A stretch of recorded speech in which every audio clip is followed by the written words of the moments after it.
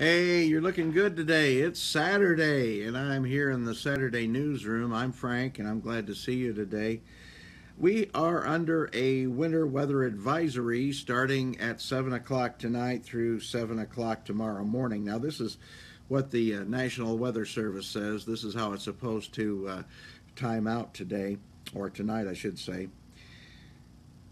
The main impact will be roads and sidewalks will be slick and hazardous later tonight. Ice accumulations of up to 1/10 of an inch are possible tonight. Snow accumulations around 1/2 an inch are possible tonight.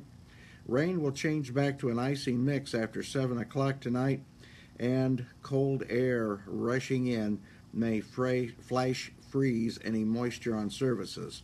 Precautionary preparedness actions include well, I got distracted here. Let's see.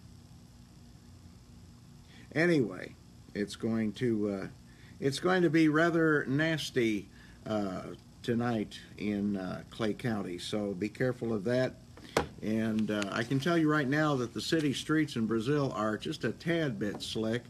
That's going to go away very quickly. I think the temperature's already up in the mid-30s, so I don't think those slick streets will remain much longer. But at any rate, that's what's happening.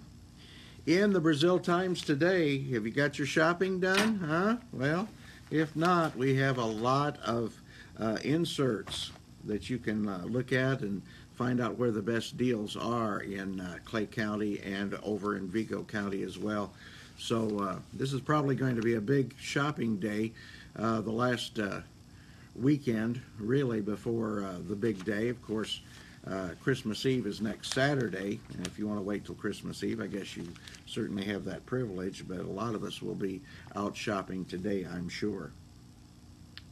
In the paper today also, Harry the homeless hippie. Harry the homeless hippie. He is in Clay County, and he has a message for us. It doesn't take long for the cold temperatures to make the human body feel like it's frozen, writes Ivy Jacobs. Fingers become stiff and hard to bend while the rest of the body can shiver uncontrollably. This isn't the type of life anyone would choose to live, said Timothy B. Watt, known to many people on Facebook as Harry the homeless hippie. This is what it is like to be homeless. This is my life. I'd invite anyone to spend a night out here and see what it's like, but I don't recommend anyone to live this life. So anyway, you might have seen Watt Thursday afternoon sitting outside in the frigid temperatures on a park bench at a small public park down by the museum, the historical museum in Brazil. Or maybe you saw him pushing a shopping cart. He calls his shopping cart Dolly, and he pushes it along US 40. So he's got a message about how hard it is to be homeless in this day and age, and you can read more of his story in today's edition of the Brazil Times. On Wednesday, the Brazil Board of Public Works and Safety affirmed a house at 16 West Chestnut is an unsafe building, and that will clear the way for further legal action if the property is not brought up to building code. The building's owner, Don Dayhuff of Clay City, asked for more time to fix the building. He's owned it for 3 years now. We obviously want to work with people, Mayor Brian Windham said. The concern is it's set for 3 years and you haven't done anything with it. Well, he wanted until June. The Board of Works said, well, you can have until May, and then we're going to do something about your property if you can't bring it up to code by then. Let me see here. We also find out in the Brazil Times today the proceeds from the 2016 Mayor's Ride, hosted by Brian Windham and family, along with sponsorships by several local businesses, went toward the purchase of new transportation for the Clay County Humane Society. Bob Bowen sales manager Carl Plessinger recently handed the keys to a like-new 2015 Ford Transit van to Andrea Phillips, who is the shelter manager. So good for the Humane Society getting that new van. New to them, anyway. And let's see here. Ivy Jacobs also writes, high school graduates are going to have the opportunity to develop employability skills with the implementation of a new internship program that values a student's attempts to learn work skills and be ready for a career at the end of their senior year. During the recent meeting of Clay Community School Trustee Assistant Superintendent Dr. Timothy Rail explained the goal of the program.